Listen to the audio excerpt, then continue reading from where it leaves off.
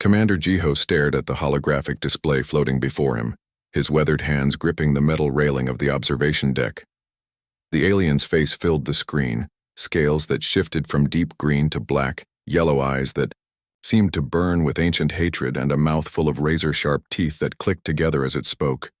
"Surrender your worlds to the hegemony, or face annihilation," Ambassador Vorthak had hissed, his forked tongue flicking out between words. The transmission had arrived 3 days ago, and Jiho had watched it replay over and over, studying every detail of the creature's expression.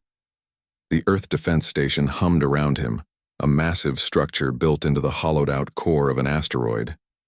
Through the reinforced windows, he could see the blue marble of Earth spinning slowly in the distance, peaceful and unaware of the storm approaching from the stars. Captain Minho's boots echoed against the metal floor as he approached, his uniform crisp despite the tension that had gripped the station for days. Behind him walked Lieutenant Soyeon, her tablet glowing with incoming reports from across the solar system. "Sir," Minho said, his voice steady but his eyes betraying concern. "The response is ready. Communications confirms all Earth colonies and defense platforms are standing by to broadcast simultaneously." Jiho turned from the display, his jaw set with determination. "What's the status of our outer defenses?" Soyeon stepped forward, consulting her tablet. "The asteroid mining stations have completed their modifications. Captain Daehyun reports that his cargo fleet is ready, and Major Wonho confirms the Mars garrison is at full alert. Everyone knows what's coming." Through the station's corridors, soldiers and technicians moved with quiet efficiency. The defense station had been humanity's first major construction project beyond Earth's atmosphere, built after the discovery of faster-than-light travel. Now it would serve as humanity's first line of defense against an enemy they had never seen before.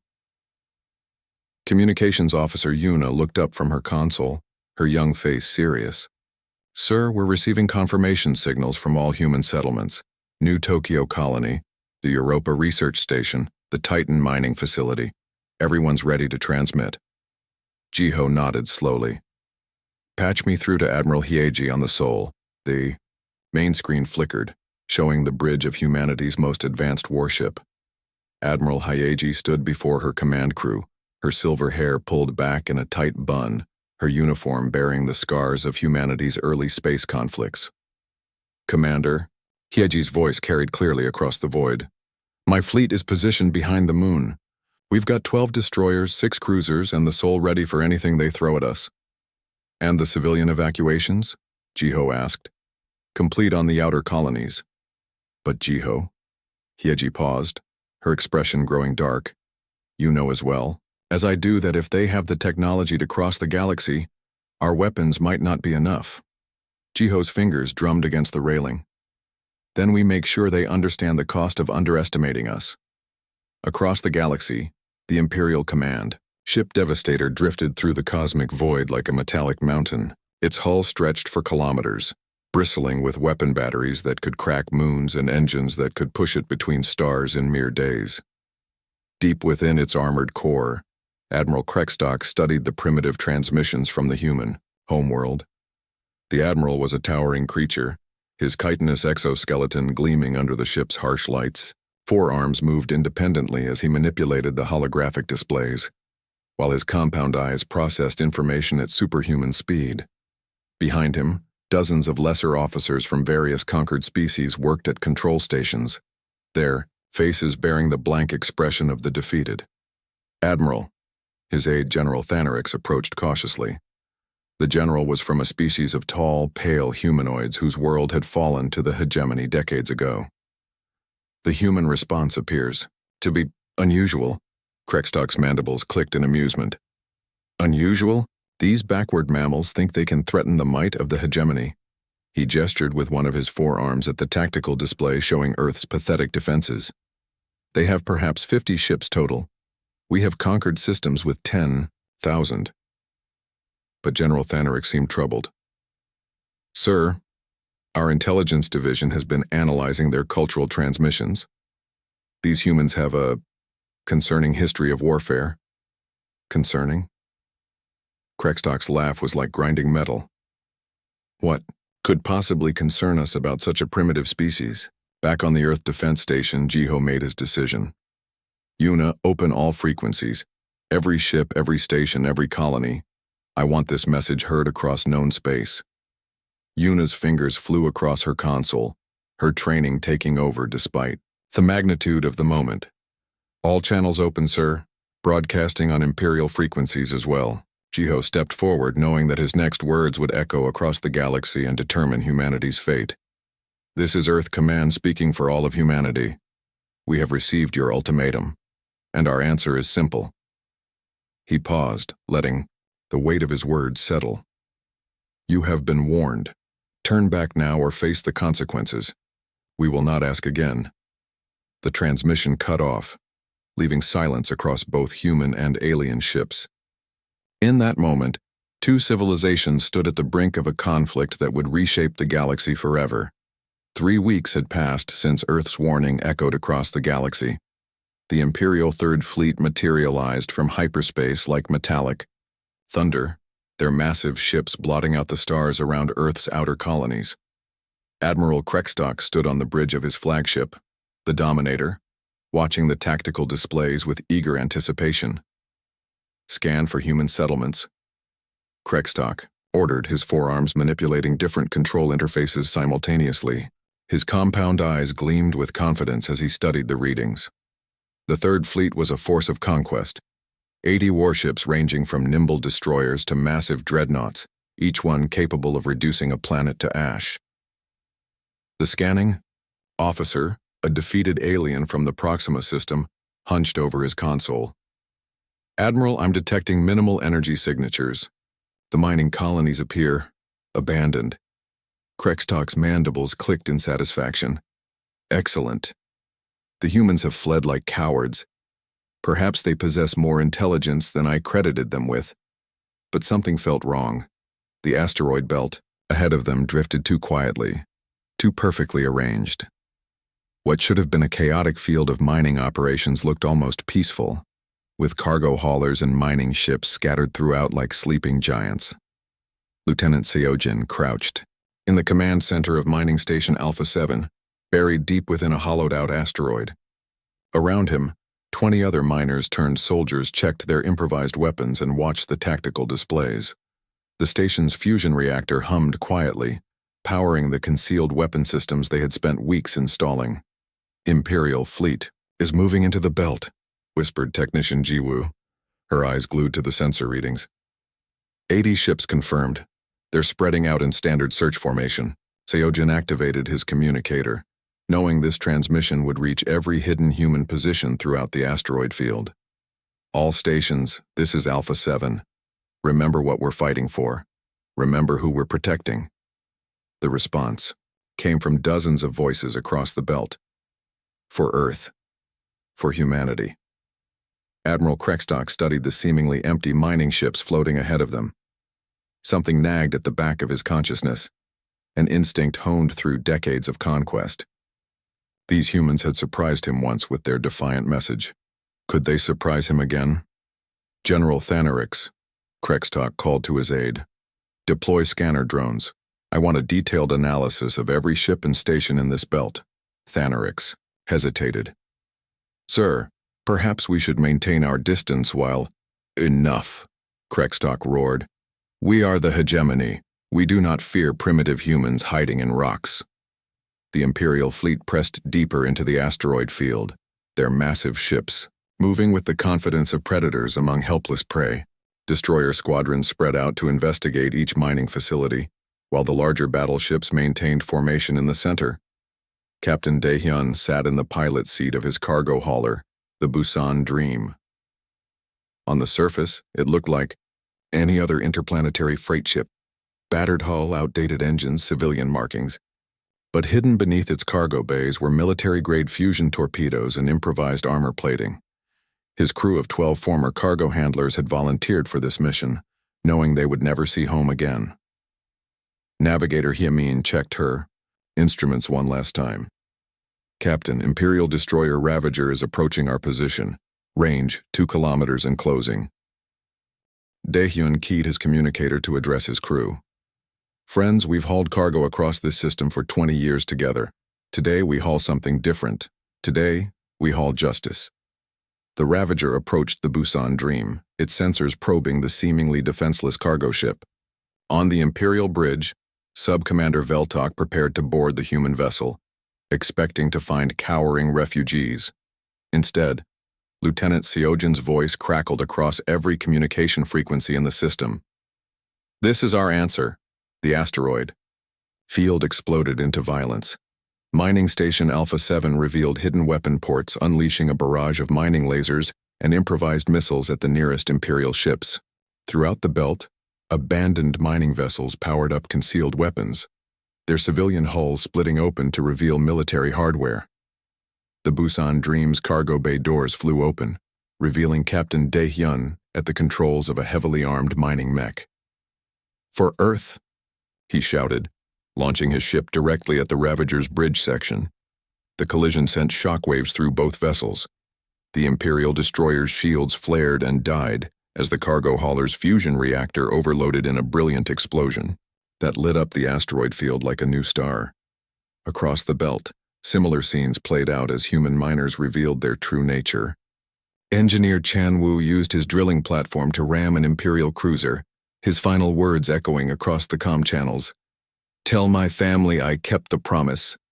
Pilot Minji flew her modified ore transport through a gap in an enemy battleship's armor, detonating her ship's reactor core inside the Imperial vessel's engine room. The massive alien warship broke apart in a chain of secondary explosions. The Imperial fleet found themselves fighting an enemy unlike any they had encountered.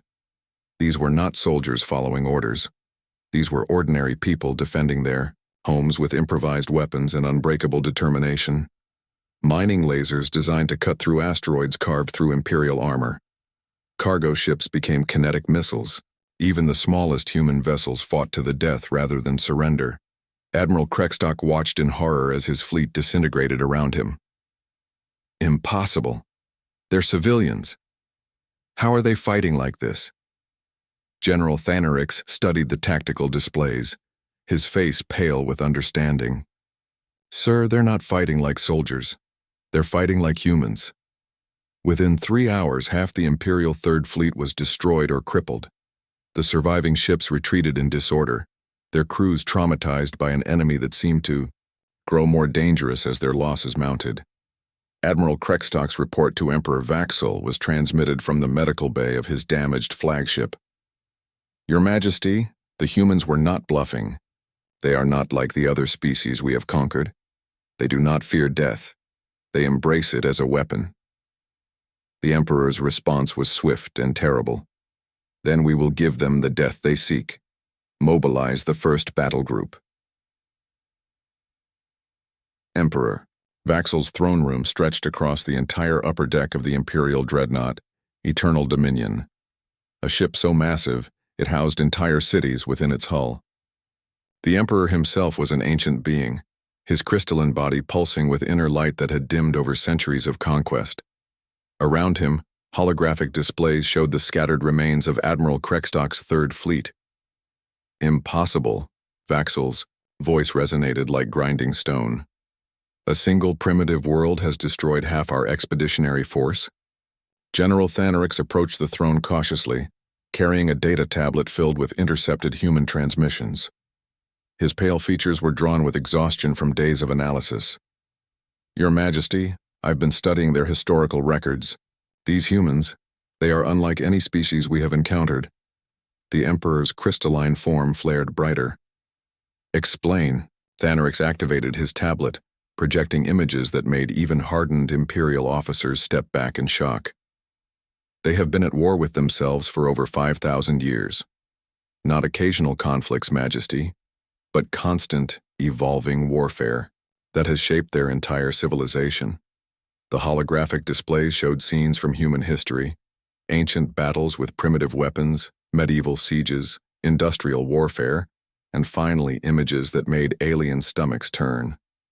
Cities reduced to rubble, vast battlefields covered with millions of dead, weapons that could split atoms and poison entire continents. They developed weapons capable of destroying their own planet. Thanarix continued, his voice barely a whisper. and they built thousands of them. They call this period their Cold War. 40 years where they held the power to end all life on their world, yet continued to create more devastating weapons. Colonel Hedgie, the Empire's chief military analyst, stepped forward with additional data. Her species, the tall gray Zephyrians, had been conquered decades ago, but their analytical minds made them valuable to the Imperial war machine. Majesty, their military doctrines are based on concepts we've never encountered. They have a strategy called mutually assured destruction, the willingness to destroy everything rather than accept defeat.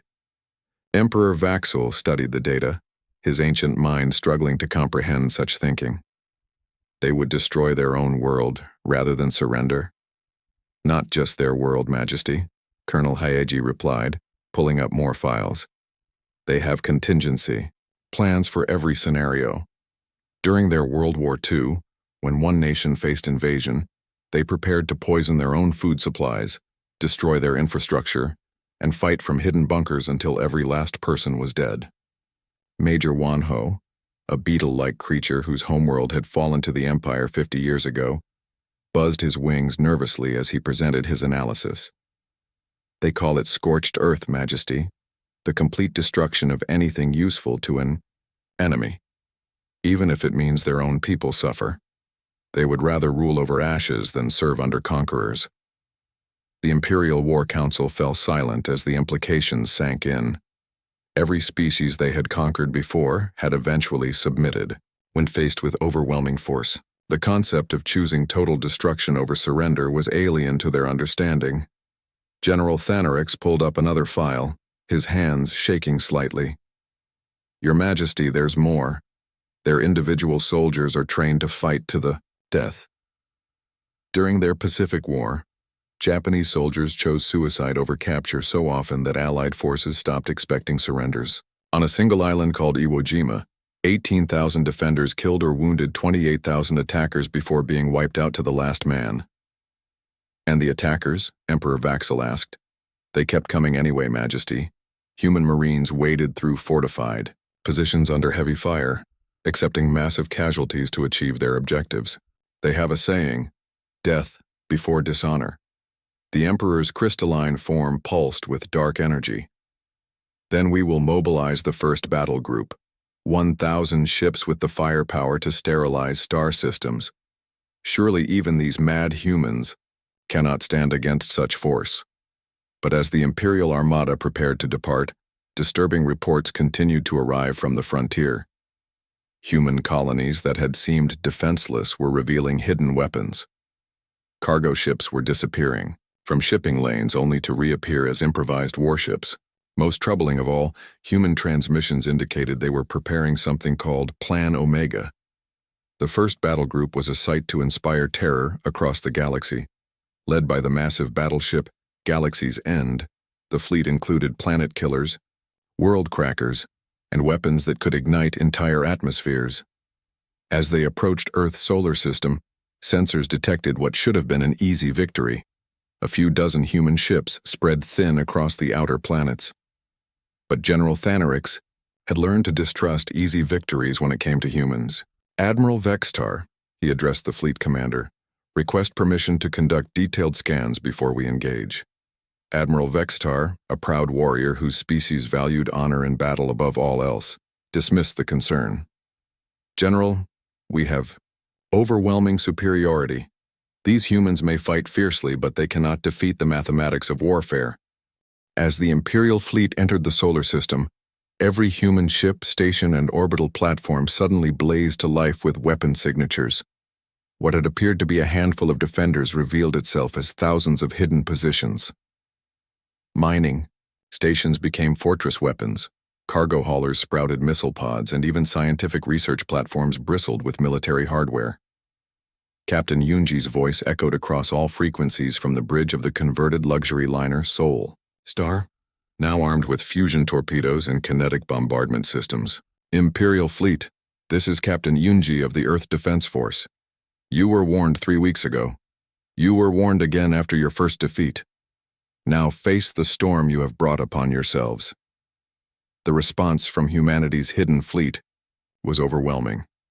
Every orbital platform around Earth opened fire simultaneously, creating a wall of energy and projectiles that stretched across space. Mining ships launched from concealed positions in asteroid fields, their hulls gleaming with improvised armor and weapons. But the most terrifying sight was Earth itself. The blue marble that had seemed so peaceful was now revealed as a fortress world. Orbital elevators became massive railgun platforms, lunar colonies transformed into missile bases, and the space between Earth and its moon filled with defensive satellites that had been disguised as communication arrays. Admiral Vextar stared at his tactical displays in disbelief. How is this possible? Our intelligence said they had only basic space technology. General Thanarix's voice was grim as he replied, Admiral, we're not fighting a species that developed in peace. We're fighting a species that has spent millennia perfecting the art of war. They didn't just prepare for this battle. They've been preparing for this battle their entire history. The first exchange of fire lit up the solar system like a newborn star, and both sides realized this would be a battle unlike any the galaxy had ever seen. The Battle of Earth erupted like a cosmic storm across the solar system. Imperial ships, massive and gleaming with advanced technology, found themselves swarmed by human vessels that moved with desperate fury. What the aliens had expected to be a swift conquest became a nightmare that would haunt the Empire for generations. Sergeant Jemin pressed his back against the bulkhead of the Imperial battlecruiser Void Render, his combat armor scarred and smoking from laser burns. Around him, 12 human Marines checked their weapons one final time. They had fought their way through 17 decks of the alien warship, leaving a trail of destruction behind them. Listen up, Jemin whispered into his comm unit. We're 3 decks from their reactor core. Intelligence says if we overload it, this ship takes half their fleet with it when it goes. Private Kyungsu, barely 19 years old, clutched his plasma rifle with steady hands despite the blood running down his face. Sergeant, what about extraction? Jamin's smile was grim. Son, there is no extraction. We came here to win, not to go home. The Marines moved through the alien corridors like ghosts of vengeance. The Imperial crew they encountered, tall, insectoid, creatures with chitinous armor, fought bravely but seemed confused by human tactics. These aliens were used to civilized warfare, battles with rules and surrender protocols. They had never faced an enemy that turned every room into a potential tomb. Meanwhile, in the vacuum above Earth's moon, Lieutenant Soyoung's fighter craft spun through space with one wing missing and her engines failing. Her cockpit was filling with smoke and half her instruments were dead. Through her cracked helmet visor, she could see the Imperial flagship, Domination's Edge, a ship so large it looked like a flying city. Control, this is Phoenix 7, she transmitted, her voice steady despite knowing she had minutes to live. My bird's dying, but I've got one shot at their command bridge. The response from Earth Defense came immediately. Phoenix 7, you are cleared for your run. Give them hell, Soyoung. She pushed her failing engines to maximum power, diving toward the massive enemy ship. Imperial point defense systems lit up space around her, but her damaged fighter was too small and moving too erratically for their targeting systems to lock on. The true horror for the Imperial forces began when they realized that humanity's defense wasn't limited to trained soldiers. On Orbital Station Delta 9, 14-year-old Minji sat at a weapons control console, her young fingers dancing across the interface with deadly precision. She had spent her childhood playing video games that unknowingly trained her for this moment. Grandpa, I've got 3 Imperial destroyers in range, she called to her grandfather, who was suiting up in an old mining exoskeleton nearby. 70-year-old Junho had spent 40 years cutting through asteroids with industrial equipment. Now he planned to use those same skills on enemy ships. You keep those weapons firing, little one. Grandpa's going for a ride.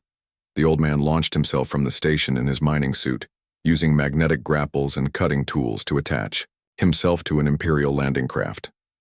The alien crew inside had no idea death was literally cutting through their hull until Junho's plasma torch breached their armor. Across the solar system, similar scenes played out as humanity revealed its true nature. On Europa Medical Station, Dr. Nari continued treating wounded fighters even as Imperial troops breached the outer airlocks. Her final transmission echoed across all human frequencies. This is Dr. Nari to all Imperial forces. You think you're fighting soldiers, but you're wrong. We're not just warriors, we're a species that has made war our art form. Every human you kill makes the rest fight harder. We don't just fight for victory. We fight because that's who we are. The medical station's destruction took 17 Imperial Marines with it when Dr. Nari triggered the emergency sterilization protocol, turning the entire facility into a plasma furnace. Imperial General Thanarix watched the tactical displays from his command ship with growing horror. This is impossible. Their casualties are enormous, but they keep fighting harder. Admiral Vextar's compound eyes reflected the explosions lighting up space around them. They're using suicide tactics on every level. Look at this. Their cargo. Pilots are ramming our battleships. Their children are operating weapon systems. Even their medical personnel are fighting to the death. The most terrifying realization came when Imperial intelligence intercepted human civilian communications. Families were saying goodbye to each other not with tears but with pride. Parents were blessing their children's choice to fight. Even the wounded were volunteering for suicide missions. Engineer Do-hyun, his legs crushed in a station collapse, dragged himself to the reactor controls of Mining Platform 7. "Tell my wife I kept my promise," he transmitted before overloading the fusion reactor and taking out 3 Imperial ships that had moved too close. Pilot Jungwon flew his civilian transport, loaded with refugees, directly into the path of an Imperial dreadnought's main weapon. His last words were broadcast across the fleet. "The children are safe. That's all that matters." The pattern repeated throughout the solar system. Humans didn't just resist conquest. They embraced destruction. As a weapon, every defeat became a victory when it cost the enemy more than they could afford to lose. As Sergeant Jamin's Marines finally reached the Imperial battlecruiser's reactor core, his final transmission summed up humanity's response to the invasion. "You came here expecting to conquer farmers and merchants. Instead, you found warriors who have been preparing for this war since before your empire existed. Welcome to Earth." The reactor explosion that followed lit up half the solar system and marked the moment when the Galactic Empire learned that some species would rather burn the galaxy than accept chains. Emperor Vaxul's crystalline form flickered, with dying light as he stared at the holographic casualty reports floating before his throne. The numbers seemed impossible, yet they were confirmed by dozens of surviving ships limping back from the Earth system. 70% losses. The first battle group, pride of the Imperial Navy, reduced to scattered wreckage drifting in the void around a small blue planet. How? Vaxul's voice cracked like breaking glass. How did primitives destroy the greatest fleet in galactic history? General Thanarix approached the throne, his pale features marked by exhaustion and something new: fear. "Your Majesty," Admiral Kreckstock's final transmission before his flagship was destroyed, he said, "We're not fighting an army. We're fighting an entire species of warriors." The Emperor's form pulsed with angry light. "Impossible! No species fights with such unity." But the evidence was overwhelming. Intercepted human communications showed no panic, no calls for surrender. Instead, families bid farewell to loved ones with pride. Children volunteered for dangerous missions, and even the wounded begged to continue fighting. The humans had turned their entire civilization into a weapon. The throne room fell silent as a new transmission began broadcasting across all Imperial frequencies.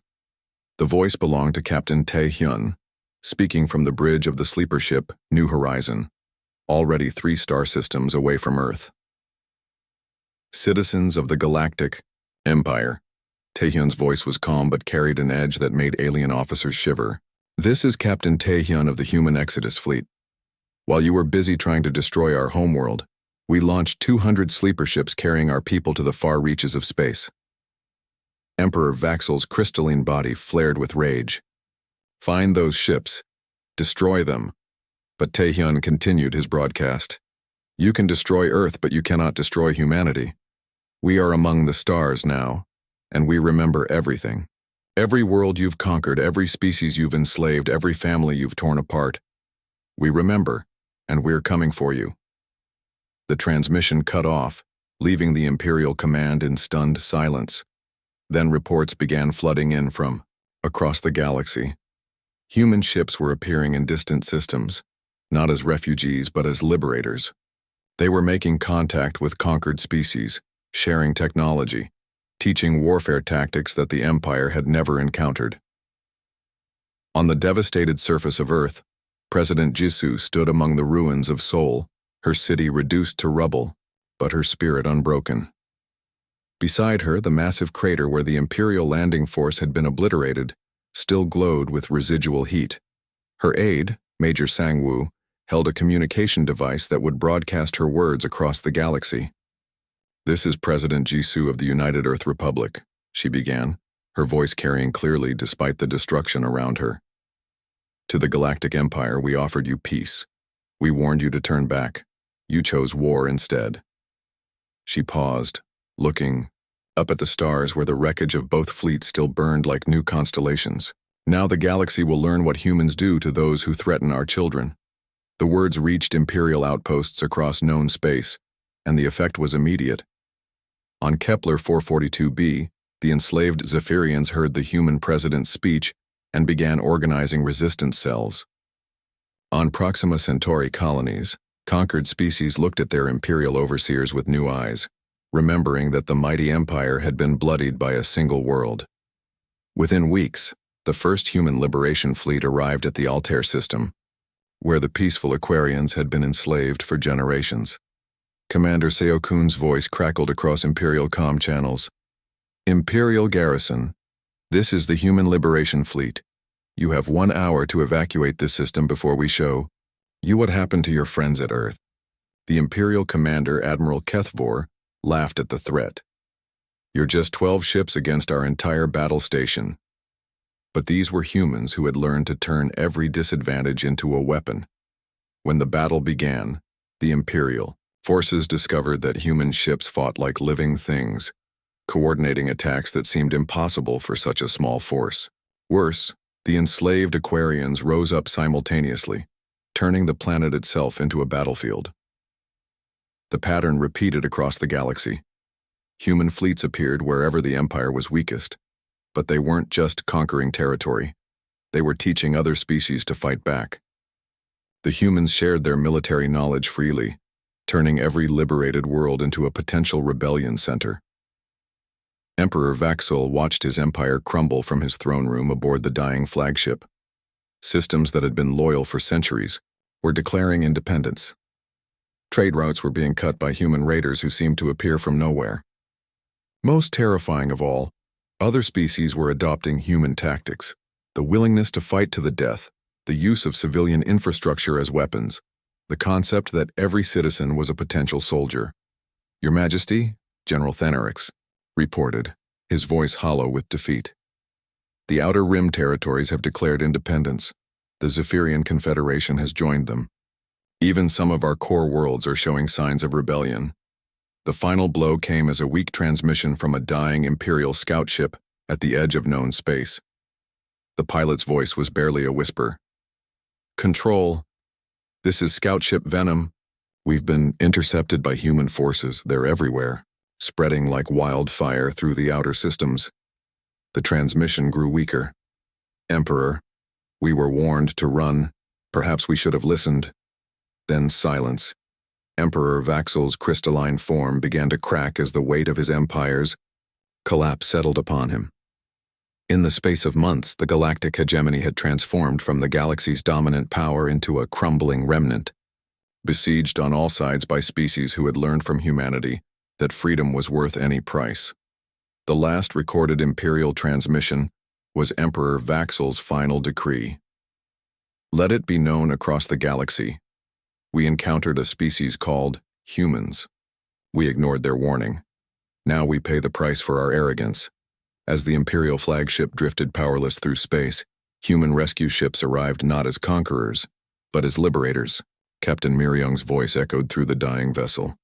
"Imperial survivors, this is the Human Rescue Fleet. We're here to offer you the same choice we offered your Emperor. peace, or the consequences of war. The galaxy would never be the same. Humanity had shown that even the mightiest empire could fall when faced with people who refused to surrender their freedom. The end.